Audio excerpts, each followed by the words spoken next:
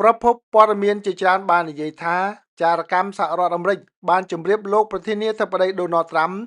និងមន្ត្រីមួយចំនួនជុំវិញលោកថា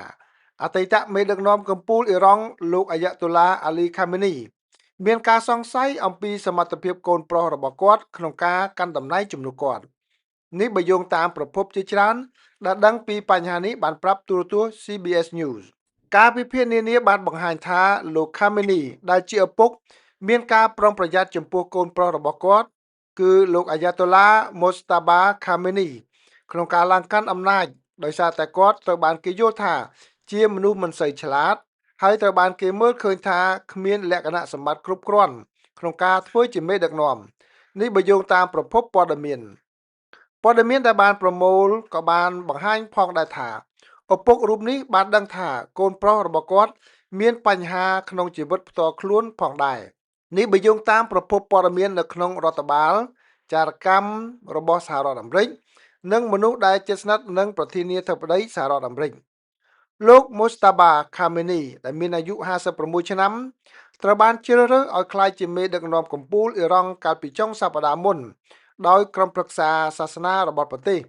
បន្ទាប់ពីបានបម្រើការជាជំនួយការជិតស្និទ្ធរបស់ឪពុកអស់រយៈពេលជាច្រើនឆ្នាំលោកអាលីខាមេនីត្រូវបានសម្លាប់នៅក្នុងការវាយប្រហារដោយមីស៊ីលរបស់អ៊ីស្រាអែលដែលជាការបាញ់ប្រហារលើកដំបូងនៃសង្គ្រាមរវាងសហរដ្ឋអាមេរិកនិងអ៊ីស្រាអែលជាមួយនឹងអ៊ីរ៉ង់លោកមូស្តាបាខាមេនីត្រូវបានគេជឿថាបានរងរបួសនៅក្នុងការវាយប្រហារនោះលោកត្រាំលោកអនុប្រធានាធិបតី JD Vance និងមន្ត្រីជាន់ខ្ពស់ផ្សេងទៀតត្រូវបានជូនដំណឹងអំពីព័ត៌មានស៊ើបការសម្ងាត់អំពីស្ថានភាពរបស់លោកមូស្តាបាខាមេនីនៅក្នុងការសន្ទនាឯកជនលោកត្រាំបានប្រាប់មនុស្សជិតស្និទ្ធនឹងលោកថាលោកមិនដឹងថាព័ត៌មានដែលបានបញ្ជូនមកលោកអំពីលោកមូស្តាបាខាមេនីមានសារៈសំខាន់នោះទេលោកគិតថាអ៊ីរ៉ង់គ្មានមេដឹកនាំទេនៅពេលនេះលោកមូស្តាបាខាមេនីប្រហែលជាស្លាប់ហើយសេតាវិមានជឿថាកងឆ្មាំបដិវត្តអ៊ីស្លាមរបស់អ៊ីរ៉ង់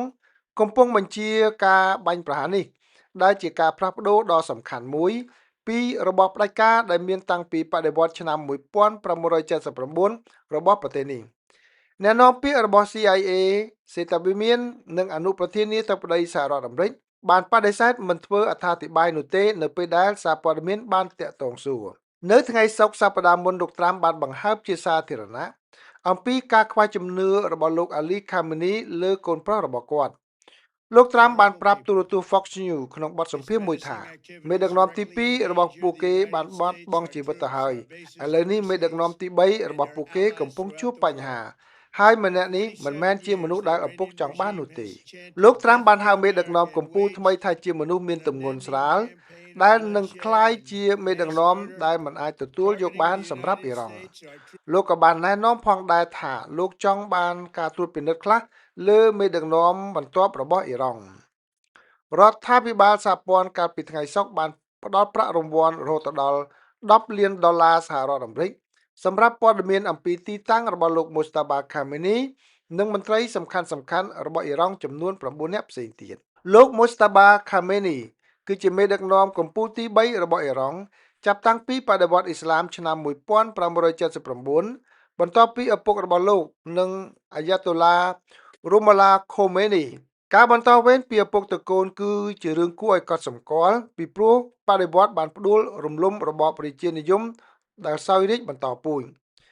សហរដ្ឋអាមេរិកដែលឥឡូវនេះកំពុងធ្វើសង្គ្រាមជាមួយនឹងអ៊ីរ៉ង់អស់រយៈពេលជាង2សប្តាហ៍មកហើយបានកំពុងតែព្យាយាមបំផ្លាញរបបដែលដឹកនាំនៅក្នុងប្រទេសអ៊ីរ៉ង់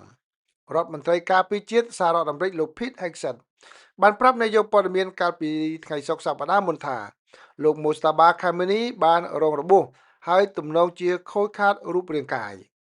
លោក Vance បាននិយាយថាវាជាការវាយប្រហារដែលហាក់ដូចជាបានធ្វើឲ្យគាត់រងរបួស